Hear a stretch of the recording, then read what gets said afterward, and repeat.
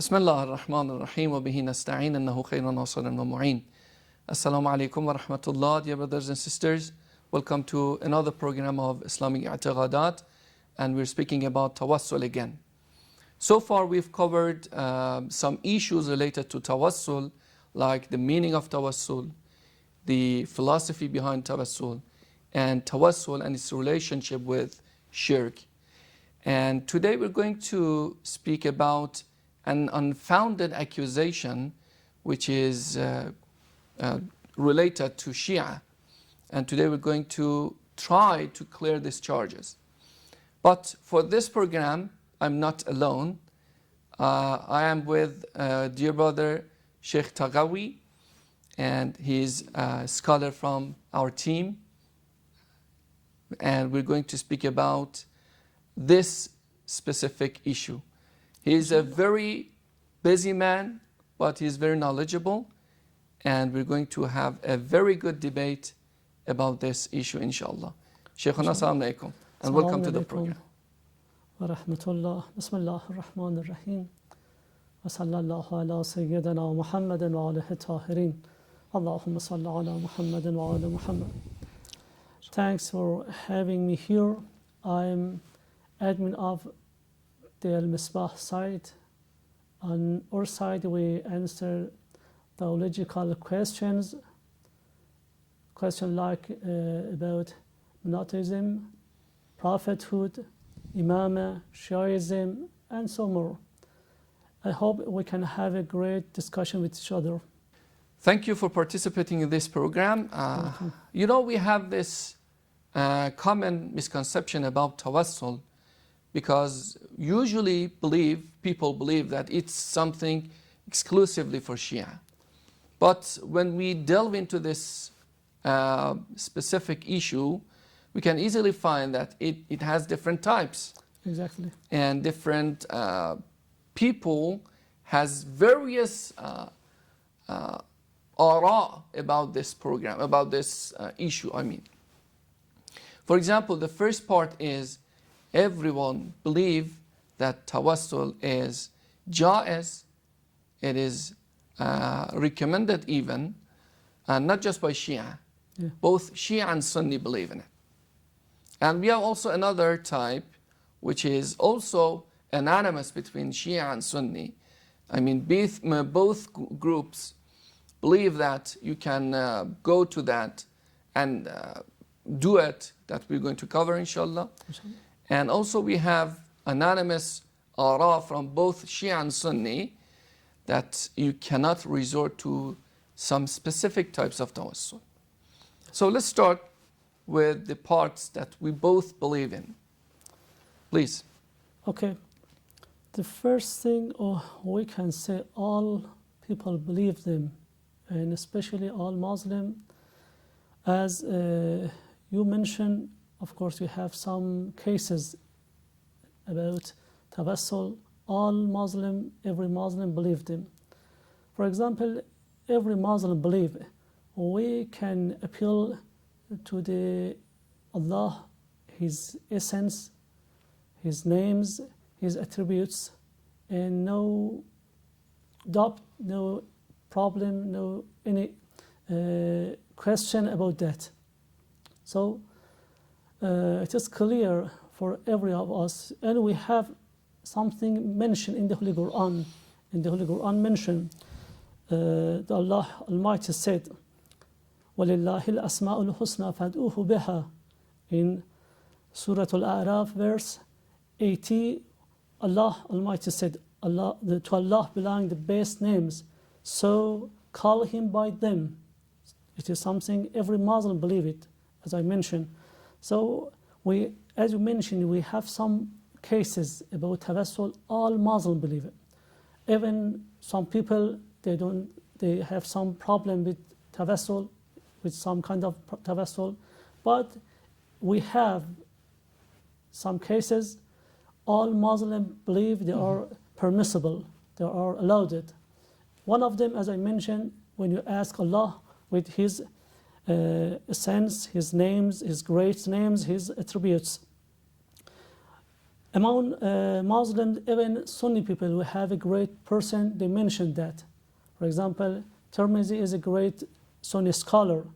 He reports the Prophet ﷺ heard a man swearing by the essence, attributes, and names of Allah and say, "Oh Allah, I'm asking you, I testify that you are Allah. There is no God but you, the one, the eternal refuge." The Prophet said, "You have invoked God by His greatest name, which if He is called by it, He responds, and if He is asked by it, He gives." We can look at the Sahih Tirmidhi volume 5, page 515. Another example of tawassul that is accepted by all people is the appeal to one's faith and righteous deeds. Mm-hmm. Seeking closeness to Allah Almighty through righteous deeds is considered one of the best ways of Muslim to connect with Allah subhanahu wa ta'ala. It is consensus among Muslims that striving to get closer to Allah through good deeds is highly recommended. And we have some examples among the Holy Quran. For example, about Prophet Ibrahim and Ismail, when they built Kaaba, they asked their request by their action. And it is kind of that, and it is clear. We can find some other examples. Okay, you can, if you have. Yeah, if I want to complete what you started about resorting to other people, we also have this for good deeds, as you said. We also have this very famous verse of Quran, وَابْتَغُوا إِلَيْهِ الْوَسِيلَةِ.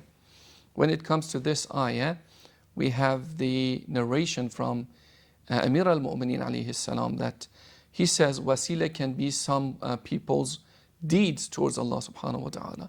In other words, you can resort to your fasting, resort to your salat when it comes to tawassul. You can use tawassul to get close to Allah subhanahu wa ta'ala. We have already spoke about the meaning of tawassul, the philosophy behind tawassul. Why Shiites and even Sunnites believe that you can resort to your actions, resort to the essence, the names, and even the epithets of Allah subhanahu wa ta'ala. To what? To get close to Allah subhanahu wa ta'ala. That's the main philosophy when it comes from our direction. Yes. The philosophy from Allah's direction is completely different. We have already covered it in a different program. I highly recommend our dear viewers to go ahead and watch the program called The Philosophy Behind Tawassul, and I think it's very informative. Anyway, let's get back to our discussion. Another part which is related to anonymous acceptance of tawassul is the part in which we believe that the noble prophet, not just our prophet, every prophet, and some selected people can be resorted to.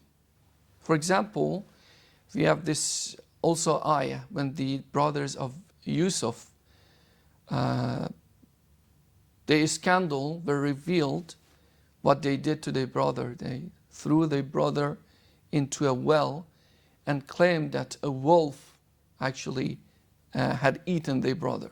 But when they saw Yusuf after maybe 40 years, and they saw that he's a very important person, we call Aziz, in the country of Egypt, they saw that they cannot actually cover their tracks. So they went to their father and asked for forgiveness. And it's very important to know that we're dealing with prophets. They're not ordinary people. So when they asked their father for forgiveness, for asking for forgiveness from Allah subhanahu wa ta'ala, we have this quotation from Prophet Ya'qub. He's a prophet. We can say, مَا يَنْتِقُ عَنِ الْهَوَى. لا ينطق عن الهوى. It's very important. Just like our Prophet, because he's infallible. He says, سوف أستغفر لكم. The Prophet of Allah subhanahu wa ta'ala says, سوف أستغفر لكم. When we consider this, in other words, the Prophet Yaqub doesn't scold them, doesn't say, why do you ask Allah directly and you've come to me? But instead of that, he says, okay, I'm going to ask for forgiveness from Allah subhanahu wa ta'ala for you. So resorting to the prophets and selected people can be accepted by this very verse of Quran. Okay, let's go to the parts that we both Shia and Sunni, believe that they are not permissible. In other words, it's prohibited to do so. What is the first one, brother?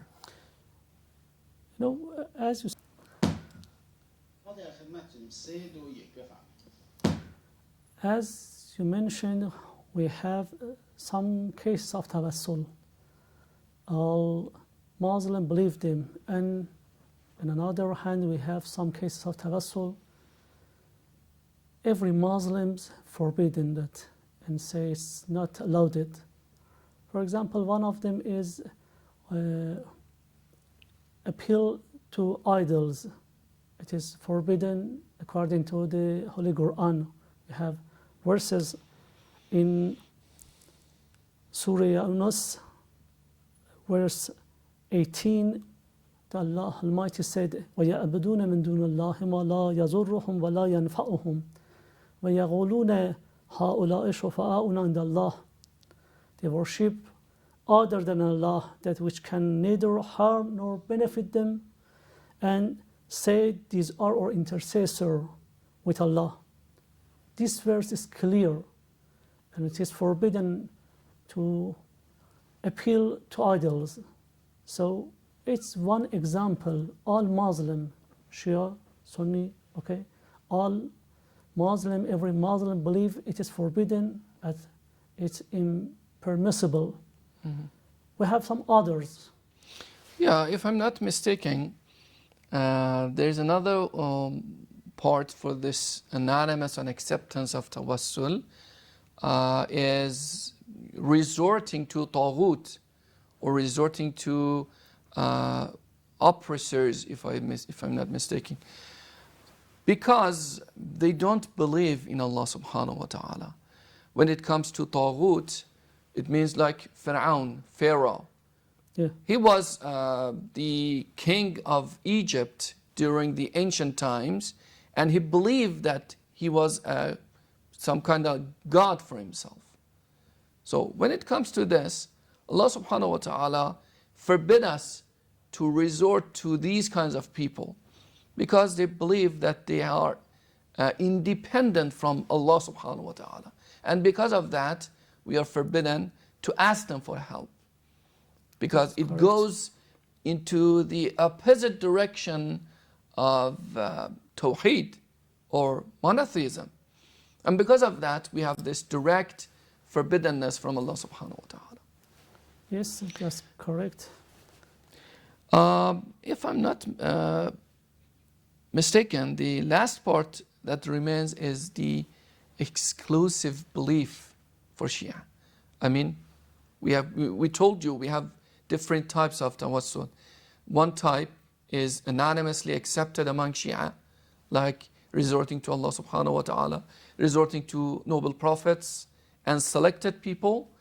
And we also have another part which is not accepted anonymously by both Shia and Sunni, which is resorting to taghut or resorting to the idols. Yes.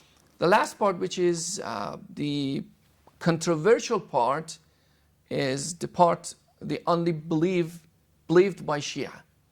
In other words, it's something particularly for Shia.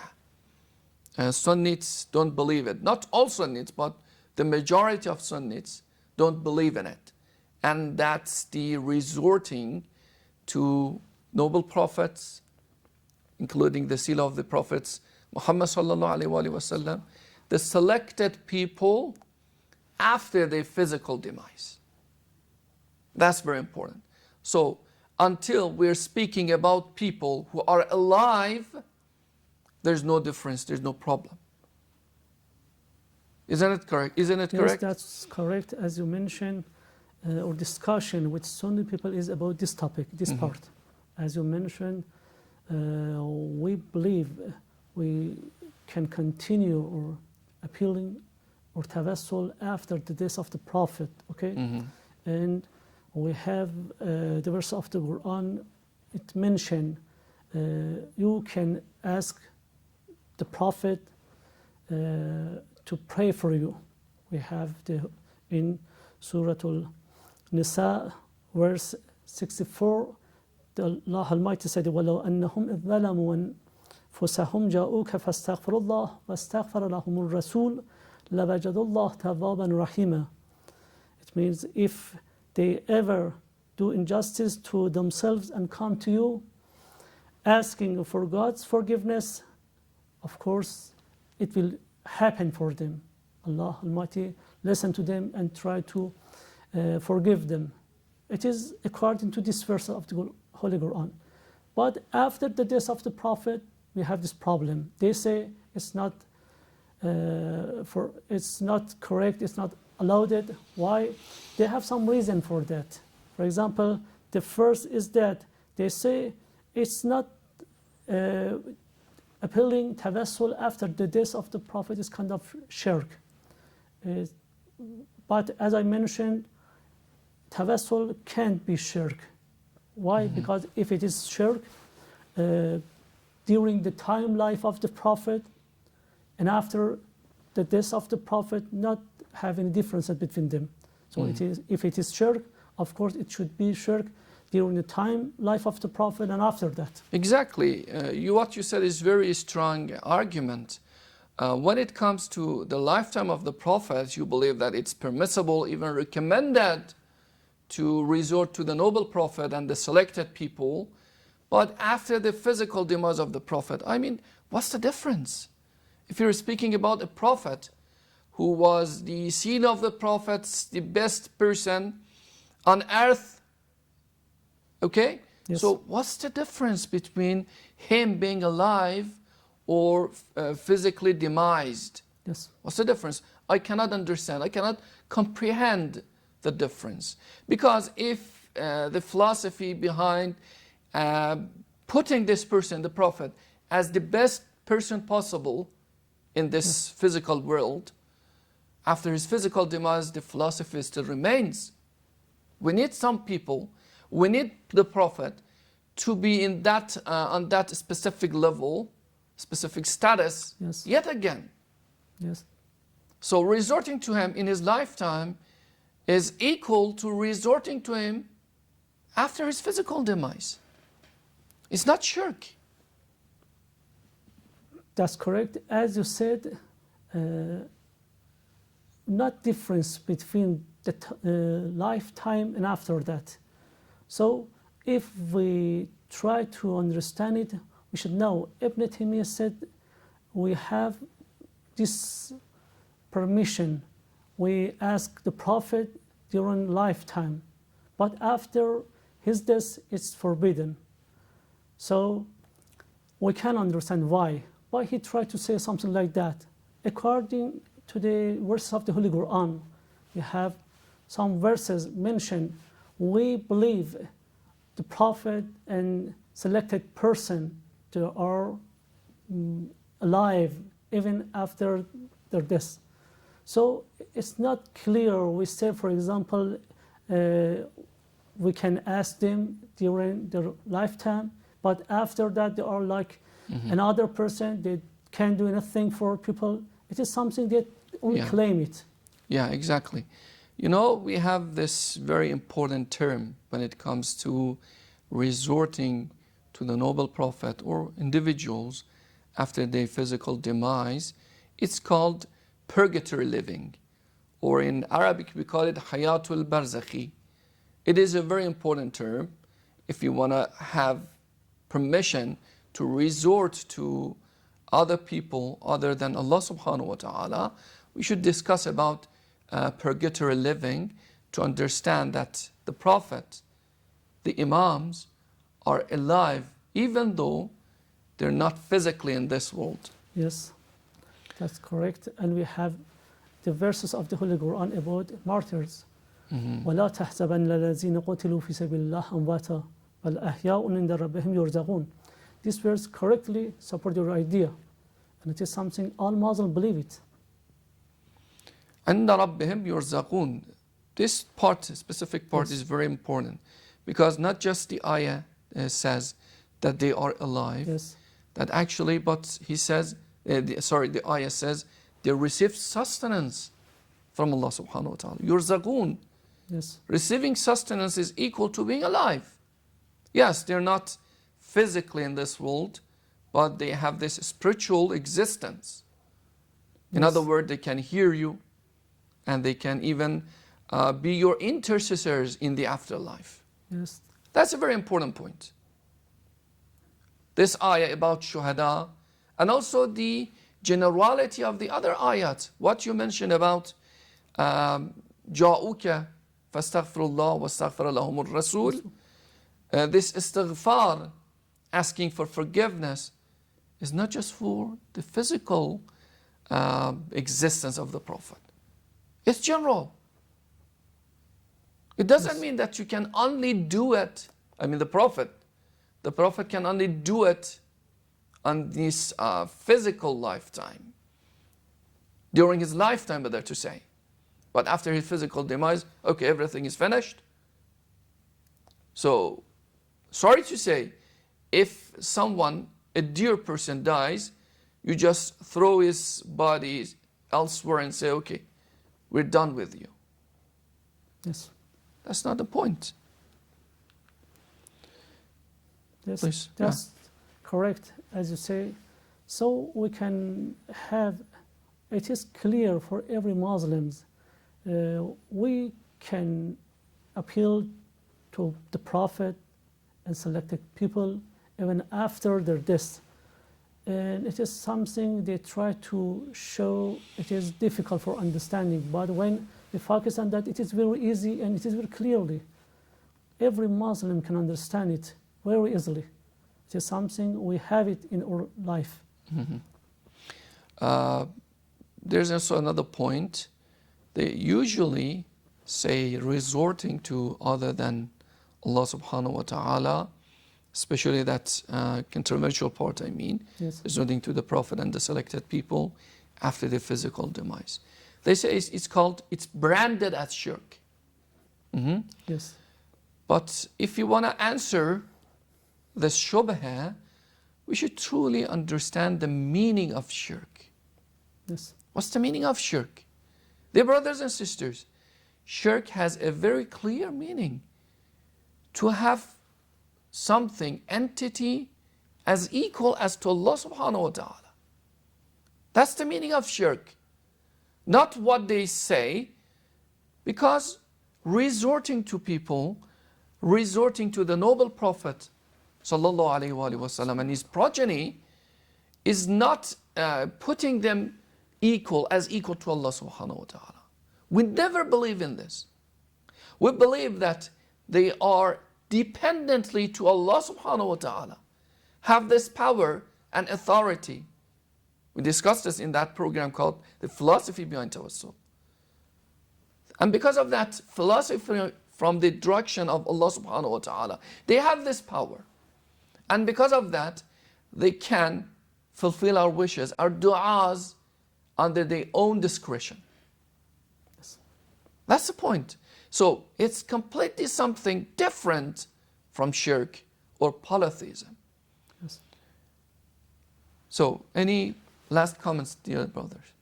No, as you said, we should say what's the exact meaning of shirk, and after that we can understand, as you said, and it was correct. Of course, worshipping of Allah is different, and appealing to the Prophet, selected person, are completely different. it doesn't mean shirk or something like that. So if they focus on the exact meaning of shirk, they can understand their answers. Anyway, I think it is clear, and as you say, I thank you. I hope our discussion can be useful for... Thank you, brother. Okay, have a good time. Thank you. Thank you, brother.